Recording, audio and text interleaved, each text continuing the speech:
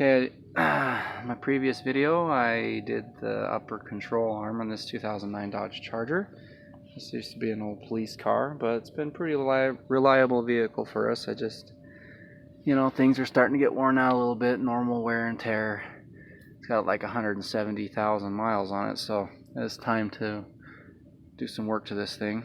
The only thing I've really done is replace the brakes, front and back, but that was a while ago, so I'll probably have to do that again pretty soon. But for now I'm trying to get the suspension done so I can get my alignment. I got some new tires because it's kind of winter time out here now, and with this being rear wheel drive I need as much traction as I can get. Let's see, I put this all back together. My struts are new, but I haven't been able to drive the vehicle too much because the alignment's been out.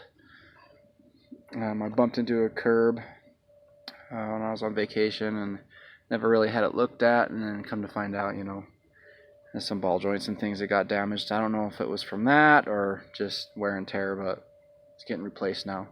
So about an hour ago I did that up there, took a little break, and now we're gonna do the tie rod, inner and outer tie rod on this. I've already done all the other side.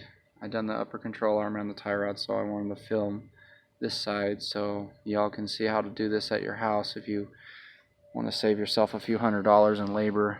It's kind of expensive to have a shop do this. The parts are relatively inexpensive online. I think I bought the upper control arms for like 60 bucks. I think O'Reilly's Auto Parts, they have each one's like $140. So this, the place I got it from, guaranteed OEM fitment and quality, so I don't know, I didn't see spending the extra money for that since this car has so many miles, so I went with the aftermarket brand. And then the tie rod ends and the inner tie rod's inside that boot. I've never done inner tie rods before until I did the other side, so it was very interesting. I wanted to share with you guys on YouTube. I'm going to break this loose with the breaker bar and undo that tie rod. Here we go. Okay, I got that nut loosened up. I'm supposed to be able to just whack the side of that spindle. It should come out.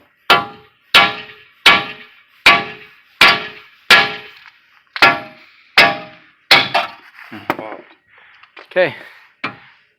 You just got to twist that thing off and then twist the other one on? Yep. Okay, so I went in here with some pliers. Took off that little spring clamp here that was holding it on the end of the boot. And then there was another big clamp up around the top, or up there on that aluminum housing. This looks like some kind of crimp style clamp. I just kind of pried on it till it loosened right there where they crimped it. And this thing, opened that up a little bit, got it loose, and I was able to unhook it. There's a little tab where it hooks and latches onto. And then I pulled the boot back off of the rack. Let's see, just popped off there. It's kind of snug. And there is like a groove in here where this thing is catching. So what you want to do is you just kind of grab the whole thing, and then it'll pop down and then slip down around here. You do have to reuse that boot if you did what I did and just ordered the part. Let's see, on the other side, on the tie rod end, I was able to unscrew this, but I wasn't able to break this nut, this jam nut here. I couldn't get it off.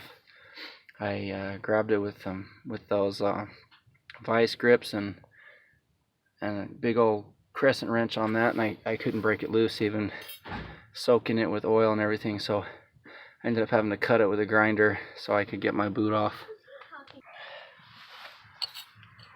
Okay, as you can see, I got it out. There's a plastic ring that was around the end of the inner tie rod right there at the end. I just scooted it up onto the shaft there, out of the way. I don't know if it's supposed to be split like that or if it broke, but it seemed like it works fine. And when I push it back against the new one, then I think it'll stay. But that's your plastic travel limiter, so that metal thing won't go in and hit your rack and mess with your seal. So anyway, I got the whole tie rod out, and I was able to pull the boot down. Got it past that little groove there that holds the end. And then there's this clamp. I want to save it, use it on the other one. I don't know if I can reuse this or not. We'll see. And then I gotta twist this off and count how many turns it took to get it off. So here we go. Well, actually, I had to use that big crescent wrench there. There's some flats on this. And that's why I had to push that plastic thing out of the way, because it was like up against it. I didn't have enough space. So I pushed it out of the way, put the big crescent wrench on there, and put my foot on it and just broke it loose. I was afraid it wouldn't go, but I was able to get it off. There's a couple special tools you can rent to get this done, or I've seen people put a pipe wrench on that big old knob there and twist it off that way, but I was able to actually use the flats and a big crescent wrench. So if you're doing it at home, maybe you can do it that way too. Alright, I need to reuse this boot for the inner tie rod, so you're supposed to be able to slip it off the end there, but that nut is not coming off. It's like froze on there, so I'm not reusing this anyway. So just to save time, I could probably get it off eventually, but it's kind of cold. I don't want to be out here all day. So I got my cutoff wheel here. I'm just gonna hack it off somewhere right here, and I can save my clamp and just slip the boot off, and I'll put it on the other one. I got a new nut and everything for the new part. Okay, so that made quick work of that. I just chopped it off. Now I can save my little clamp for the boot.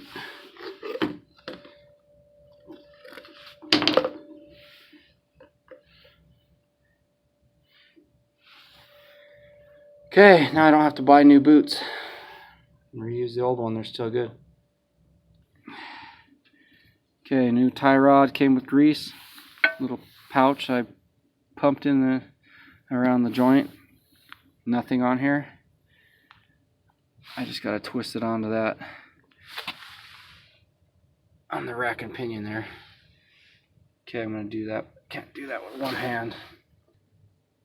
Alright, I crawled up under there, tightened that onto the end with my pliers, or with the big crescent wrench again. Got on it real good.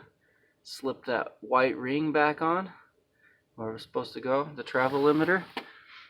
And then I slipped the boot back over where it was supposed to go. I was able to reuse that clamp because I didn't damage it when I took it off. And then the little clamp down here too. So I got it all back together. No tie rod end. I twisted the other one off.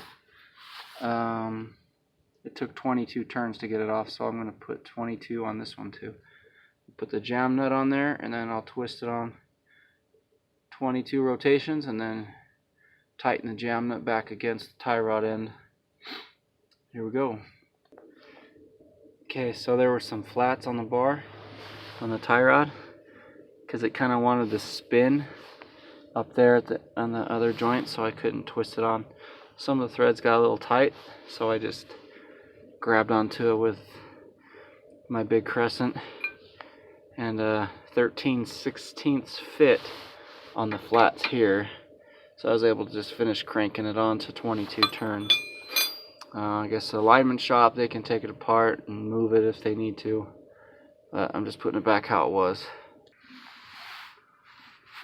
Okay. I got it up in there now. Hopefully it doesn't spin. But if it does, you can just put a little wrench on the top of that to keep it from turning until you get this nut tightened back down. It's coming along.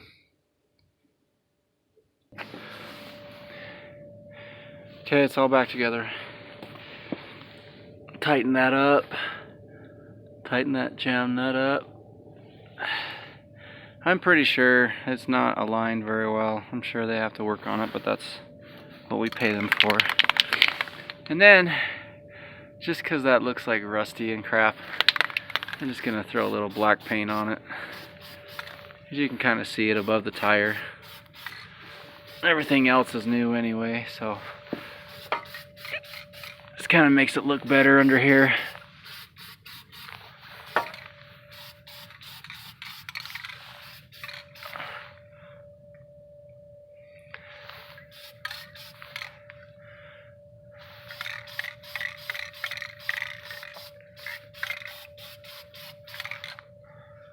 Yeah, this rotor's probably gonna get replaced eventually.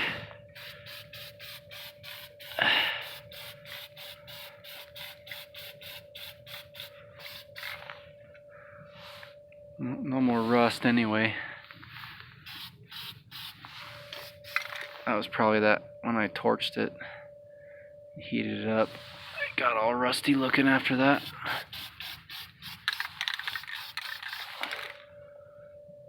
I'll let that sit for a few minutes.